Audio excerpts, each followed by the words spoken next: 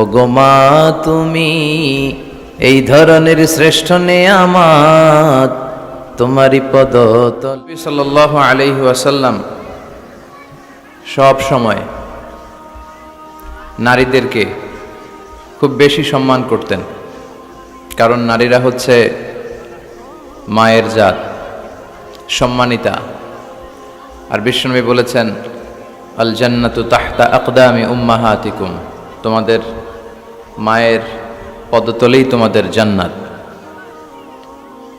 কোনো পুরুষের পায়ের নিচে জান্নাত, পিতার পায়ের নিচে জান্নাত, এই মর্মে কোনো হাদিস খুঁজে পাওয়া যায় না। কিন্তু নারী জাতিকে এতটাই মর্যাদা দেয়া হয়েছে, বিশ্বনবী বলেছেন তোমাদের মায়ের পায়ের নিচে জান্নাত। এই পৃথিবীটাকে যদি 1000 বারও বিক্রি করা হয় তাহলে জান্নাতের একটা চেয়ারের দাম হবে না। এই পৃথিবীকে কয়েক লক্ষ বার বিক্রি করে দিলেও জান্নাতের একটা টেবিলের দাম হবে না। আর যে জান্নাত মায়ের পায়ের নিচে পড়ে আছে, তাহলে ওই পা দুইটার দাম কত? ওই পায়ের দাম টাকা দিয়ে কিনা যাবে না, তাই না? ওগো মা তুমি এই ধরনের শ্রেষ্ঠ নেয়ামত, তোমারই পদতলে রয়েছে জান্নাত। ওগো মা তুমি এই ধরনের শ্রেষ্ঠ নেয়ামত, তোমারই পদতলে রয়েছে জান্নাত। 3টা কারণে আল্লাহ তাআলা মায়ের মর্যাদা বাড়িয়ে দিয়েছেন পিতার চেয়ে। 3টা কারণে মায়ের মর্যাদা বেশি। নাম্বার 1 হচ্ছে হামালাতহু উম্মুহু, বাবা সন্তানকে পেটে ধরেনি, পেটে ধরেছে কে? মা। ওয়াহানান আলা ওয়াহান, ব্যথার পরে ব্যথা, যন্ত্রণা, জ্বালা, কষ্ট। পেটের এই কষ্টটা, সন্তান ধারণের প্রসবের কষ্টটা বাবা সহ্য করেনি, করেছে কে? মা। ওয়াফিসালুহু ফি আমাইন, 2 বছর বাবা দুধ খাওয়ায়নি, দুধ খাওয়ালো কে? মা। এজন্য মায়ের মর্যাদা বেশি। এজন্য সব সময় বিষ্ণু ঈসা ইসলাম নারী জাতিকে সম্মান দিতেন। বিশ্বনবী নিজের মাকে বেশি দিন পাননি। বিশ্বনবীর বয়স যখন 6, তখন ওনার আম্মাজান পৃথিবী থেকে ইন্তেকাল করেন। মায়ের কবরের সামনে দাঁড়িয়ে বিশ্বনবী শেষ বয়সে অনেক কেঁদেছেন। বিশ্বনবী একবার জিআররানা নামক জায়গায় কুরবানির গোশত বিতরণ করছিলেন, লম্বা লাইন। হঠাৎ তিনি লাইন থেকে একজন বয়োবৃদ্ধা মহিলাকে আলাদা করলেন, আলাদা করে বড় একটা গোশতের প্যাকেট দিলেন। নিজের গায়ের চাদরটা খুলে মহিলাটাকে বসতে দিলেন। মহিলা ও বিশ্বনবীর মাথায় হাত বুলিয়ে দিল। সাহাবারা তো অবাক, কে এই মহিলা যে বিশ্বনবীর চাদরের উপরে বসে, বিশ্বনবীর মাথায় হাত বুলিয়ে দেয়, বিশ্বনবী যাকে এত শ্রদ্ধা করে। সাহাবারা বললেন, ইয়া রাসূলুল্লাহ মান হাযিহিল মারআ, এই নারীটাকে? বিশ্বনবী বললেন, এই নারীটা হচ্ছে আমার দুধমা হালিমা। মায়ের আদর আমি পাই নাই, এই হালিমাতু সাদিয়ার কাছে আমি লালিত পালিত হয়েছে, তার দুধ খেয়ে আজকের আমি তরতাজা নবী মুহাম্মদ। এজন্য বিশ্বনবী নারীদেরকে খুব বেশি পছন্দ করতেন। বিশ্বনবী বলতেন, হুব্বিবা ইলাইয়া মিন দুনিয়াকুম সালাস, তোমাদের এই দুনিয়ার 3টা জিনিস আমার কাছে সবচেয়ে বেশি পছন্দনীয়। এক হচ্ছে আত্তিব, পারফিউম, আতর। বিশ্বনবীর কেউ আতর দিলে বিশ্বনবী ফিরিয়ে দিতেন না, আতর নিতেন। নাম্বার 2 হচ্ছে আন্নিসা, নারীরা। নারীদেরকে বিশ্বনবী পছন্দ করতেন আর বলতেন, আমাকে কোনো ছেলে দিয়ে আল্লাহ দুনিয়াতে বাঁচিয়ে রাখে নাই, তাদেরকে আল্লাহ কেড়ে নিয়েছে, তুলে নিয়েছে, কিন্তু আল্লাহ আমাকে মেয়ের বাপ বানিয়েছে, আলহামদুলিল্লাহ। আমাদের সমাজে অনেকে কন্যা সন্তান হলে আমরা খুশি হতে চাই না, এরকম আছে না নাই? ছেলে হলে খুব খুশি, এলাকার লোকজনদেরকে, পাড়ার লোকদের মিষ্টি খাওয়ায়, বিরিয়ানি খাওয়ায়। আর মেয়ে হলে চেহারাটা বাংলা 5-এর মতো এরকম করে রাখে, অখুশি, নারাজ। কিন্তু বিশ্বনবী বলেছেন, মিন বারাকাতি আল মারআ তাফকিরুহা বিল ইনাস, কোন নারী সে কি বেশি বরকতময় না কম বরকতময়, এটা দেখার জন্য দেখো তার প্রথম সন্তানটা ছেলে না মেয়ে। তার গর্ভের প্রথম সন্তান যদি কন্যা হয়ে যায়, বুঝতে হবে এই মহিলাটার ভেতরে বরকত দিয়ে পরিপূর্ণ করে দিয়েছে কে? আল্লাহ পরিপূর্ণ করেছে। তাহলে কোনো ঘরে যদি প্রথম কন্যা সন্তান আসে, ওই ঘরটা আল্লাহ বরকতময় করে দেয়। যতটা কন্যা বাবার জন্য ততটা জান্নাত, সুবহানাল্লাহ। যতটা কন্যা ততটা জান্নাত। এরপরে যখন কারো স্ত্রী হয়ে যায়, ইসলাম বলে খাইরুকুম খাইরুকুম লি আহলিহি, তোমাদের মধ্যে ওই ব্যক্তি, ওই পুরুষ আল্লাহর কাছে বেশি সেরা যে তার স্ত্রীর কাছে সেরা। এজন্য সম্মানিত ভাইয়েরা, যারা আমার কথা শুনছেন, আমরা যদি আল্লাহর কাছে প্রিয় হতে চাই, আমরা কিন্তু আমাদের স্ত্রীদের কাছে প্রিয় হতে হবে, স্ত্রীদের সাথে ভালো সম্পর্ক রাখতে হবে। স্ত্রীকে আগে সালাম দেন, স্ত্রীকে ভালোবাসুন, স্ত্রীর নানা ধরনের কাজের প্রশংসা করুন, দেখবেন ঘরটা জান্নাতের টুকরা হয়ে গিয়েছে। এরপর আপনার স্ত্রী যদি সন্তান সম্ভবা হয়, ইসলাম বলে বাচ্চা ডেলিভারি দিতে যেয়ে যদি কোনো মা দুনিয়া থেকে বিদায় নেয়, আল্লাহ তাআলা কিয়ামতের দিন ওই নারীকে শহীদদের কাতারে দাঁড় করিয়ে দিবেন, তিনি শাহীদা। আর সহি সালামতে যদি বাচ্চা ডেলিভারি হয়ে যায়, ইসলাম বলে আল জান্নাতু তাহতা আকদামি উম্মাহাতিকুম, তোমাদের এই মায়ের পায়ের নিচে তোমাদের জান্নাত আমি লিখে দিলাম। সুবহানাল্লাহ। তো কত মর্যাদা ইসলাম বাড়ালো, বাড়াতে বাড়াতে নারীর মর্যাদা কোথায় নিয়ে গেল। শুধু ইসলাম মর্যাদাই নারীকে দেয় নাই, ইসলাম দিয়েছে নারীকে অধিকার। কি দিয়েছে? এখন অনেকে পত্রপত্রিকায়, মিডিয়াতে, টক শোতে ওরা বলতে চায় ইসলাম নারীকে ঠকিয়েছে, ইসলাম নাকি নারীকে অধিকার দেয় নাই। আমার প্রিয় বোনেরা, যাদের কানে আমার মাইকের আওয়াজ যাচ্ছে, খবরদার এই সমস্ত ধোঁকাবাজদের কথা শুনবেন না। এরা অধিকারের আড়ালে আপনাদেরকে ঠকাতে চায়, এরা নারীকে বিজ্ঞাপনের পণ্য বানাতে চায়। পত্রপত্রিকায় একটা পেজ থাকে বিনোদন, ওই পেজে আপনাদেরকে অসম্মান করা হয়, ঠিক কিনা? নারীর সম্মান তখন ফুটে ওঠে যখন নারীর গায়ে থাকে হেজাব, যখন নারীর দেহে শোভা পায় পর্দা। এই হেজাব আর পর্দা নারীর অধিকার, এই হেজাব আর পর্দা নারীর অহংকার, এই হেজাব আর পর্দা নারীর আভিজাত্যের প্রতীক, এই হেজাব আর পর্দা নারীর রুচির প্রতীক। একটা নারী কতটা ভদ্র, কতটা ডিসেন্ট ম্যানারের, কতটা রুচিশীল, কতটা মার্জিত, এটা তার পোশাকে শোভা পায়। তার পোশাক দেখলে বোঝা যায় এটা কোন ঘরের মেয়ে, এটা কোন বংশের মেয়ে, এটা কোন এলাকার মেয়ে, তার বাবা কেমন, তার দাদা কেমন, তার ফ্যামিলি স্ট্যাটাস কেমন, তার পোশাক এটা বলে দেয়। এজন্য হেজাব আপনার অহংকার, আপনার অধিকার, আপনি বুঝে নেন।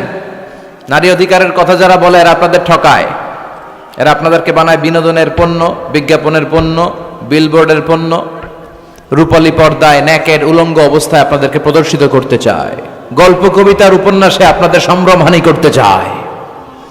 যারা এই নারী অধিকারের, নারী স্বাধীনতার কথা বলে, এদের ঘরের নারীরাই বেশি নির্যাতিতা। খুঁজে দেখবেন পত্রপত্রিকায় আমরা প্রায়ই দেখি এদের হাতেই এদের ঘরের কাজের মেয়েগুলো নির্যাতিতা হয়।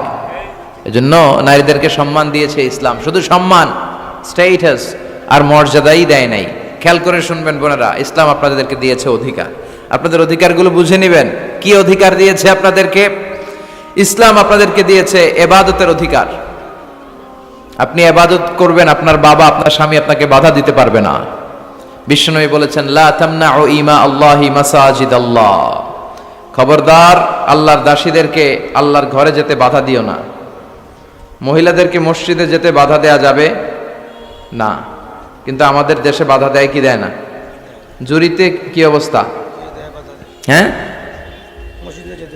যেতে দেয় না, ঠিক না বলে, তাই না?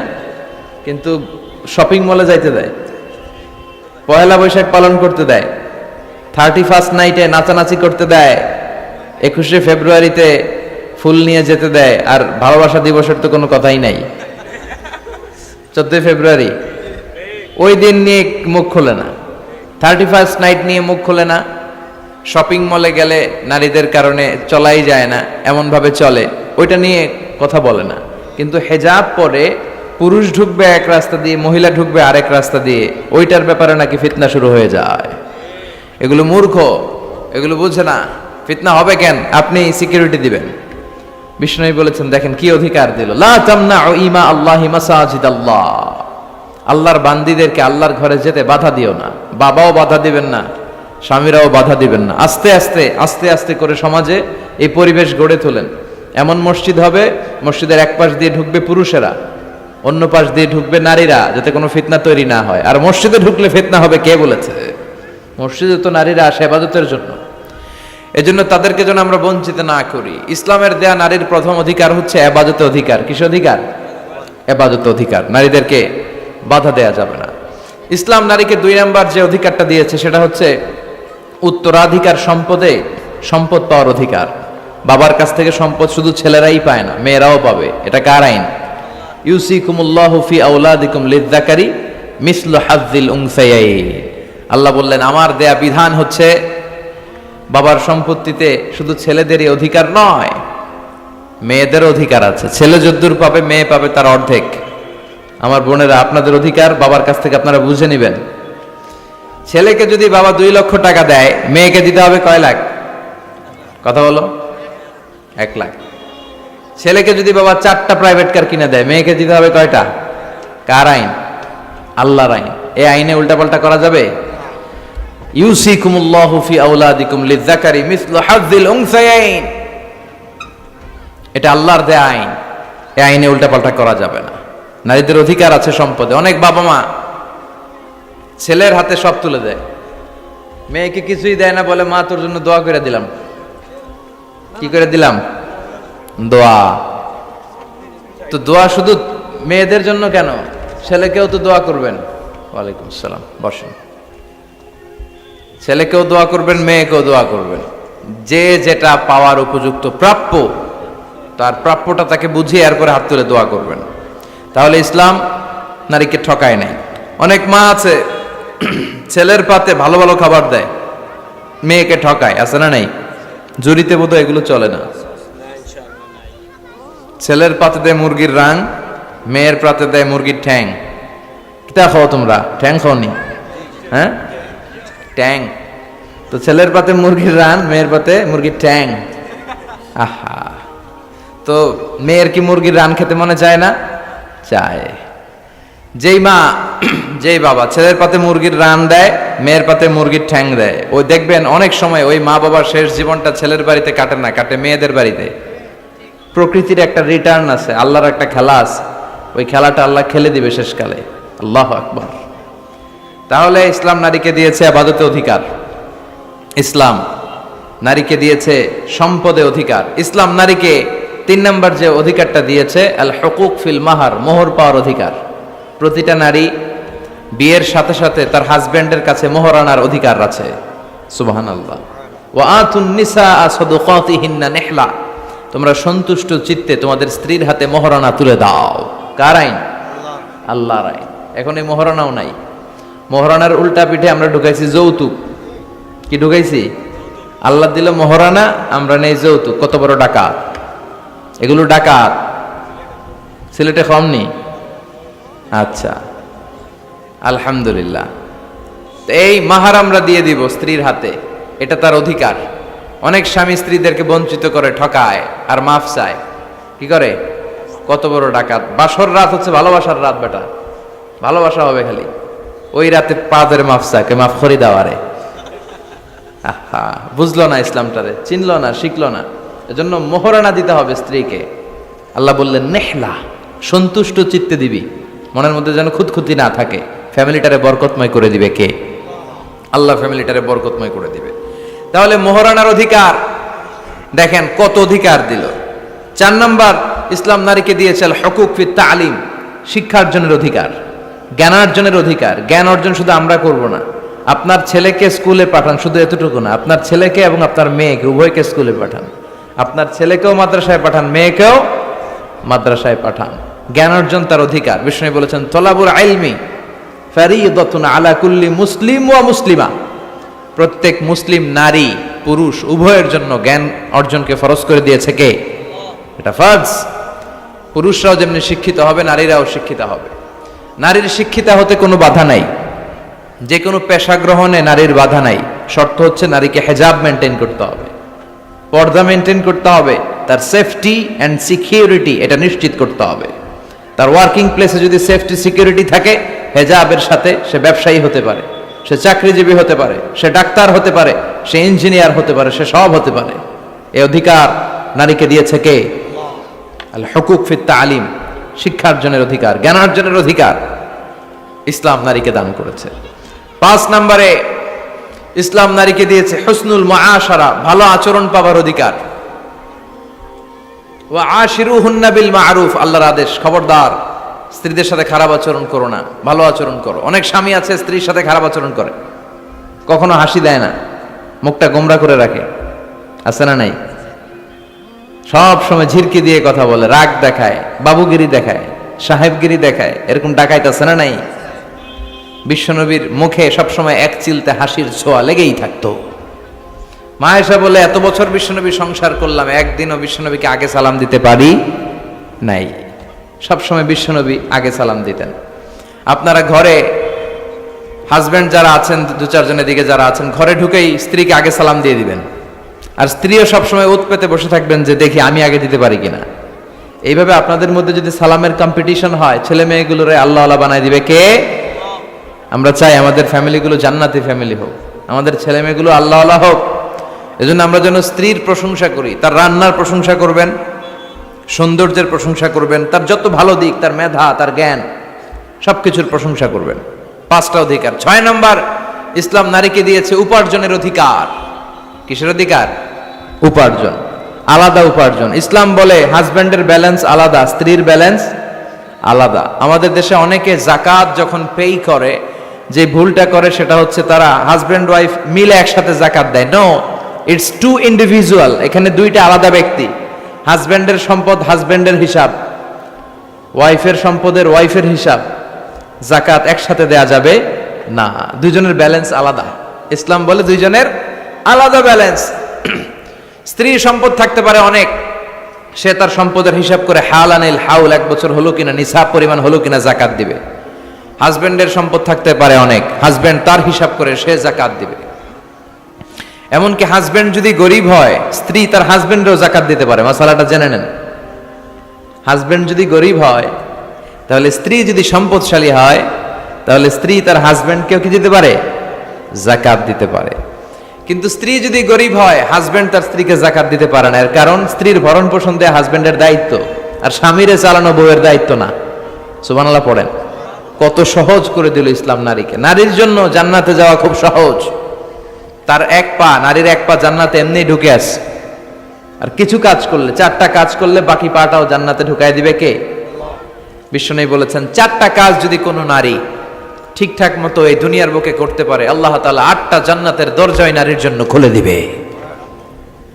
1 নম্বরে বিশ্বনবী বললেন, আল মারআতু ইযা সাল্লাত খামসাহা, কোন নারী যদি 5 ওয়াক্ত সালাত সময় মতো আদায় করে, ওয়া সামাত শাহরাহা, রমজানের রোজাগুলো ঠিকমতো রাখে, আতাআত বালাহা, স্বামীর আনুগত্য করে, ওয়া হাফিজাত ফুরুজাহা, নিজের লজ্জাস্থানের হেফাজত করে। 4টা, কয়টা? 5 ওয়াক্ত সালাত, রমাদানের রোজা, স্বামীর আনুগত্য। এখন এটা উঠে গেছে সমাজে। কে কার উপর ডমিনেটিং করবে এই নিয়ে গুতাগুতি আছে না নাই? কে বড় হবে, কে মশারি টাঙ্গাবে রাত্রে, কিলাকিলি আছে না নাই? হাজবেন্ডকে তুই টাঙ্গা, স্ত্রী কয় আমনে টাঙ্গান, আছে না নাই? আনুগত্য নাই, ছোট্ট খাট্ট বিষয় নিয়ে কিলাকিলি।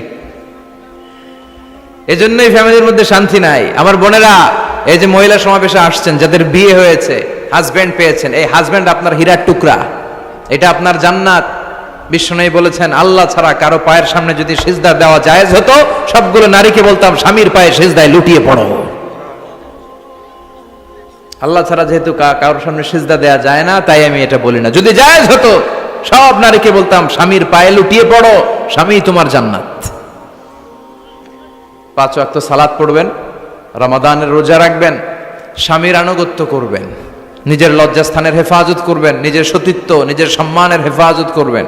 এই 4টা কাজ যদি কোনো নারী দুনিয়ার বুকে করতে পারে, তার জন্য 8টা জান্নাতের দরজা খুলে দিবে কে? আল্লাহ। এজন্য বোনেরা, আপনাদের জন্য ইসলাম পালন করা সহজ। আপনারা হচ্ছেন অনেক বড় একটা ইনস্টিটিউশন, কারণ আপনার ছেলে মেয়েদের প্রথম শিক্ষা প্রতিষ্ঠান আপনি নিজেই, তাই না?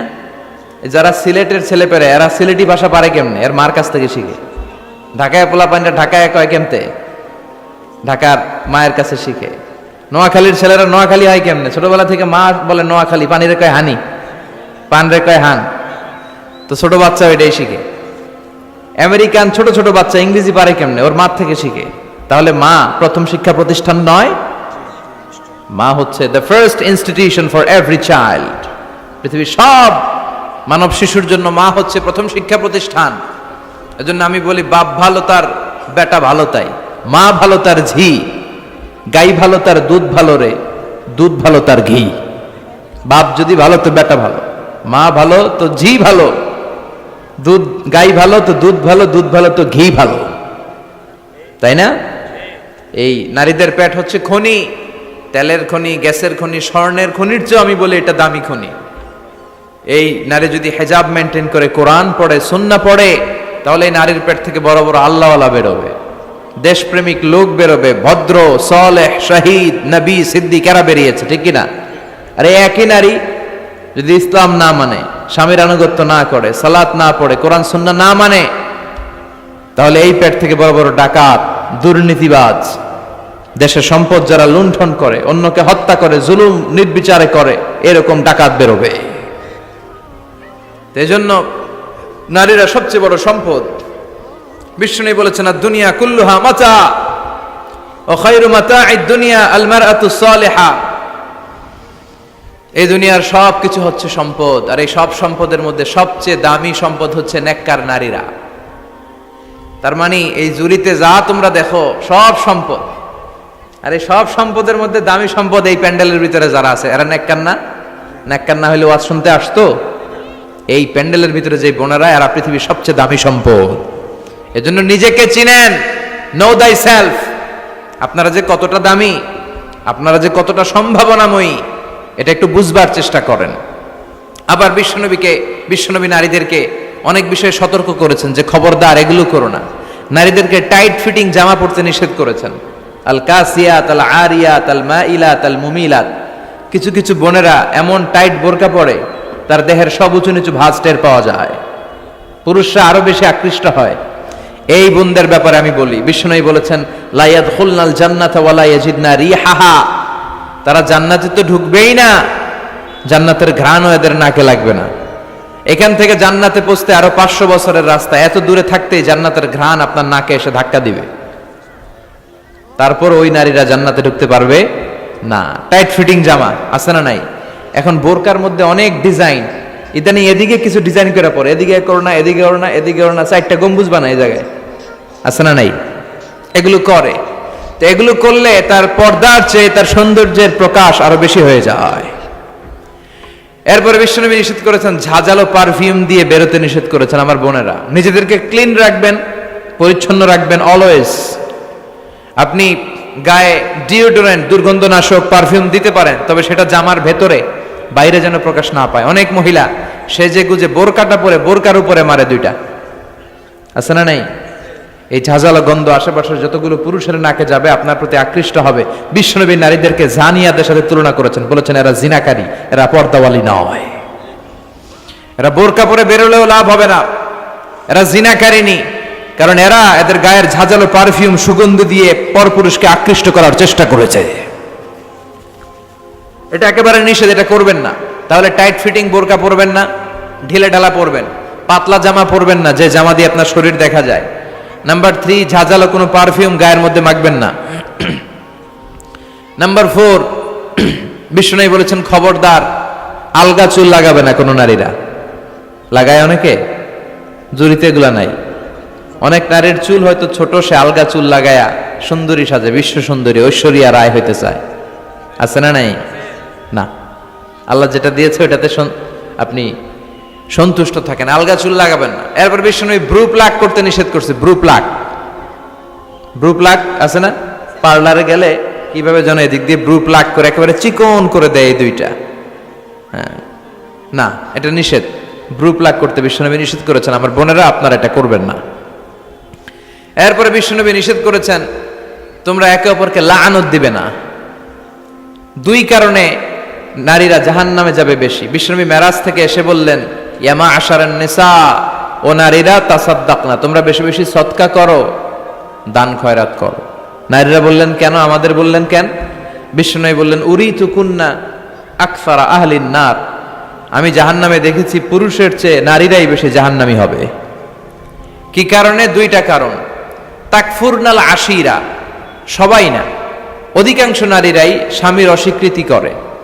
স্বামী যা দেয় এতে সন্তুষ্ট থাকতে চায় না, আছে না নাই? স্বামীর কি চাকরি, কি ব্যবসা, তার উপার্জন কতটুকু, এটাও আপনার দেখার দরকার, আছে না নাই? এখানেই তো আপনার সবরের বিষয়। জান্নাত তেমনি এমনি আসবে না বোন, আপনাকে সবর করতে হবে। স্বামীর নাশুকরি করবেন না। পাশের বাড়ির ভাবিরা তো এত মোটা নেকলেস কিনা দিছে, তুমি দাও না কেন? এদের ঘরে তো দামি সোফা সেট, আমার ঘরে নাই কেন? এদের তো এইটা করে, এদের তো এইটা দিছে হাজবেন্ড, আমারে দাও না কেন? এই যে না শুকরি, এটা তাকে জাহান্নামী বানাবে। 2 নাম্বার, তুকসিরনা লা'না, তোমরা একে অপরের উপর লানত দাও। নারীরা রেগে গেলেই একজন আরেকজনের লানত দেয়, হেতুর উপরে আল্লাহর ঠেড়া হইতো, হেতুর উপরে আল্লাহর গজব হইতো, মানে তার উপর আল্লাহর গজব পড়ুক। এভাবে ঝগড়া লাগলে এক মহিলা আরেক মহিলাকে লানত দেয়। জুরির বোনেরা অবশ্য এগুলো দেয়টাই না, মাঝে মাঝে দে। আচ্ছা, তো এগুলো করা যাবে না, স্বামীর নাশুকরি করা যাবে না, এরপর লানত দেয়া যাবে না। এই যে বিশ্বনবী যেগুলো নিষেধ করলেন, এগুলো থেকে যদি আমরা বেঁচে থাকি, আর যে 4টা কাজের কথা বললেন, এগুলো যদি আমরা করি, তাহলে জান্নাতে যাওয়ার পথকে আমাদের জন্য সহজ করে দিবে কে? আমি সব সময় নারীদেরকে 6 জন নারীর জীবনী পড়তে বলি, আপনারাও পড়বেন, বাজার থেকে কিনবেন। আসিয়ার জীবনী, আসিয়া ইমরাতু ফেরাউন, ফেরাউনের বউয়ের নাম হক্কা, নাম খিতা আসিয়া। এই আসিয়ার জীবনীটা প্রত্যেক নারীর জন্য পড়া ফরজ। কিভাবে তিনি ঈমান বাঁচিয়েছেন আপনি দেখবেন। এরপরে মারিয়ামের জীবনী পড়া ফরজ। মারিয়াম আলাইহিস সালাম, কিভাবে তিনি ইবাদতে মশগুল ছিলেন। 2 জন গেল। 3 নাম্বার, বিশ্বনবীর প্রথম স্ত্রী খাদিজা আল কুবরা তাহেরা। পতিভক্তি কারে বলে, স্বামী ভক্তি কাকে বলে, আপনি দেখতে পাবেন ওনার জীবনীতে। 4 নাম্বারে, বিশ্বনবীর একমাত্র কুমারী স্ত্রী আয়েশা রাদিয়াল্লাহু তাআলা আনহা, কিভাবে জ্ঞানার্জন করতে হয় 2220টা হাদিস তিনি বর্ণনা করেছেন। নারীদের মধ্যে সবচেয়ে বেশি হাদিসের বর্ণনাকারী। ফ্যামিলির হাদিসগুলো বর্ণনার জন্য আল্লাহ তাআলা মা আয়েশাকে বিশ্বনবীর ঘরে ট্যাপ রেকর্ডার হিসেবে পাঠিয়েছিলেন। বিশ্বনবী যা বলতেন সব মুখস্থ করে নারীদের কাছে ওয়াজ করে ছড়াইয়া দিত। কি নারী ছিল! মা আয়েশার জীবনী পড়তে হবে।